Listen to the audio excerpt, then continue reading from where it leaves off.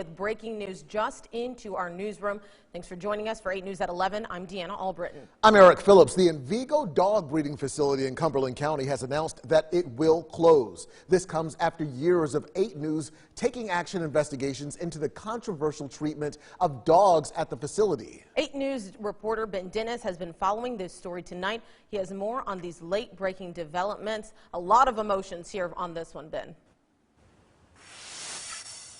Eric, Deanna, breaking news for Beagles. This major announcement coming just today from Envigo will no longer be Cumberland County facility. As you had mentioned, this comes years after 8 News had launched our own investigation. PETA went undercover, and the federal government made their own formal complaints. And just today, in these court documents, hours ago, Envigo expressed their intent to wind down, and now that's the case.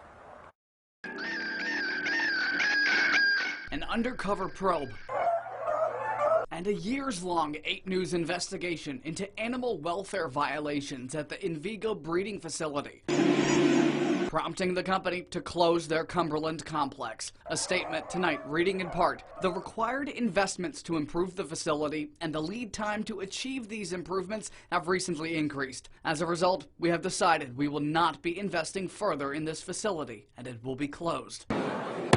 The news comes after a federal judge slapped a temporary restraining order on Envigo in late May after inspections found dogs malnourished, sick, injured, and kept in excessive heat. Since initial complaints, hundreds of dogs have been turned over. But what about the future of the dogs at Envigo?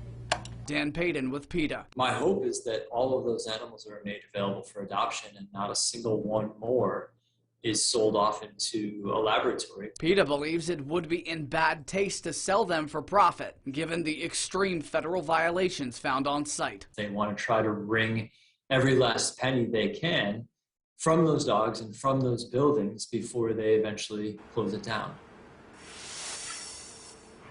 So plenty of questions tonight. What is next for these beagles? Where will they go? Who is going to end up with them? Will they be sold? Well, I asked Envigo to elaborate and answer some more of our questions tonight after this statement. Short answer, no one was available. Stay with us for this developing story. In Chesterfield, Ben Dennis, 8 News.